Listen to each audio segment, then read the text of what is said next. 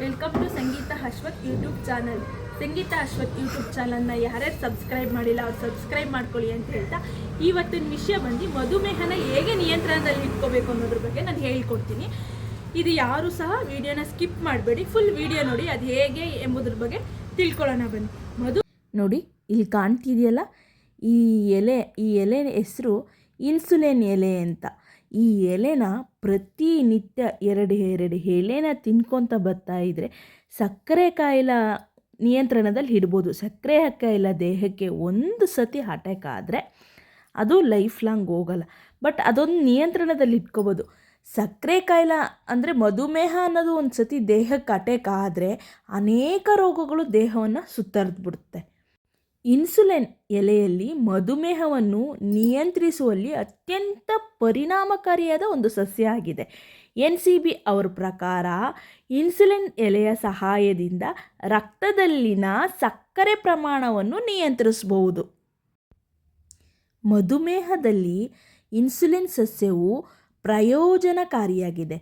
Insulin ಸಸ್ಯದಲ್ಲಿ ಕಾರ್ಸೋಲಿಕ್ ಆಮ್ಲ ಇದೆ. ಇದರಿಂದ ಕೆಮ್ಮು, ನೆಗಡಿ, ಸೋಂಕು ಕೆಲವೊಂದು ಅದರಿಂದ ದೂರ ಇಡ್ಬೋದು.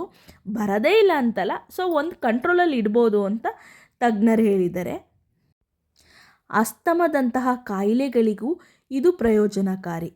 ಆರೋಗ್ಯ ತಜ್ಞರ ಪ್ರಕಾರ ಇನ್ಸುಲಿನ್ ಗಿಡ ಎಲೆಗಳನ್ನು ಪ್ರತಿನಿತ್ಯ 1 ತಿಂಗಳ ಕಾಲ ಸೇವನೆ ಮಾಡಿ ನೋಡಿ, ನಿಮಗೆ ಇದ್ರ ರಿಸಲ್ಟ್ ಗೊತ್ತಾಗುತ್ತೆ. ಅದು ಹೇಗೆ ಸೇವನೆ ಮಾಡಬೇಕು ಅಂದರೆ, ಎರಡು ಎಲೆನ ಕಿತ್ಕೊಂಡು ಅದನ್ನ ಚೆನ್ನಾಗಿ ವಾಶ್ ಮಾಡಬೇಕು. ವಾಶ್ ಮಾಡಿ ಕಲ್ಲಲ್ಲಿ ಜಜ್ಜಿಬಿಟ್ಟು ಪೇಸ್ಟ್ ರೀತಿ ಮಾಡ್ಕೋಬೇಕು. ಪೇಸ್ಟ್ ರೀತಿ ಮಾಡಿ 1 ಲೋಟ ನೀರಿಗೆ ಈ ಇನ್ಸುಲಿನ್ ಎಲೆ ಇದೆಯಲ್ಲ ಅದನ್ನ ಮಿಕ್ಸ್ ಮಾಡಿಕೊಂಡು ಬೆಳಗ್ಗೆ ರಾತ್ರಿ ಕುಡಿತಾ ಬರ್ತಾ ಇದ್ದರೆ ಮಧುಮೇಹನ ನಿಯಂತ್ರಣದಲ್ಲಿಟ್ಕೋಬೋದು. ಆದರೆ ಈಗಿನ ಕಾಲದಲ್ಲಿ ಪ್ರತಿಯೊಂದು ಮನೇಲೂ ಒಬ್ಬರು ಮಧುಮೇಹನ ಅನ್ನೋ ಒಂದು ಕಾಯಿಲೆ ಇದ್ದೇ ಇರುತ್ತೆ ಅಂದ್ಕೊಂಡಿದ್ದೀನಿ. ಅದೇ ರೀತಿ ಈ ಇನ್ಸುಲಿನ್ ಎಂಬ ಒಂದು ಗಿಡನ ನಿಮ್ಮ ಗಾರ್ಡನಲ್ಲಿ ಅಥವಾ ನಿಮ್ಮ ಮನೆ ಮುಂದೆ ಒಂದು ಪಾಟಲ್ಲಿಟ್ಟರೂ ಸಹ ತುಂಬ ಉಪಯೋಗ ಆಗುತ್ತೆ. ಈ ಇನ್ಸುಲಿನ್ ಎಲೆನ ಯಾರೂ ಸಹ ಮಿಸ್ ಮಾಡ್ಕೋಬೇಡಿ. ಪ್ರತಿನಿತ್ಯ ಕಾಯಿಲೆ ಇರೋರೇ ತಿನ್ನಬೇಕು ಅಂತ ಏನೂ ಇಲ್ಲ, ತಿನ್ಬೋದು. ನಿಮ್ಗೆ ಯಾವಾಗಾದರೆ ತಿನ್ನಬೇಕು ಅನಿಸಿದಾಗ ತಿನ್ಬೋದು. ಬಟ್ ಕಾಯಿಲೆ ಇರೋರು ಒಂದು ನಿಮ್ಮ ಗಾರ್ಡನಲ್ಲಿ ಹಾಕ್ಕೊಂಡ್ರೆ ತುಂಬ ಉಪಯೋಗ ಆಗುತ್ತೆ. ಇದ್ರ ಎಲೆ ಬಗ್ಗೆ ನಾನು ನಿಮಗೆ ತಿಳಿಸ್ಕೊಟ್ಟಿದ್ದೀನಿ. ಈ ಎಲೆ ತಿಂದವರು ಅಥವಾ ಈ ಎಲೆ ಬಗ್ಗೆ ತಿಳಿದವರು ನಿಮಗೆ ಹೆಚ್ಚಿನ ಮಾಹಿತಿ ಗೊತ್ತಿದೆ ಅಂದರೆ ನನ್ನ ಕಮೆಂಟ್ಸ್ ಬಾಕ್ಸಲ್ಲಿ ತಿಳಿಸ್ಕೊಡಿ ಅಂತ ಹೇಳ್ತಾ ಇವತ್ತಿನ ವಿಷಯನ ಇಲ್ಲಿಗೆ ಮುಕ್ತಾಯಗೊಳಿಸ್ತಾ ಇದ್ದೀನಿ. Thank you.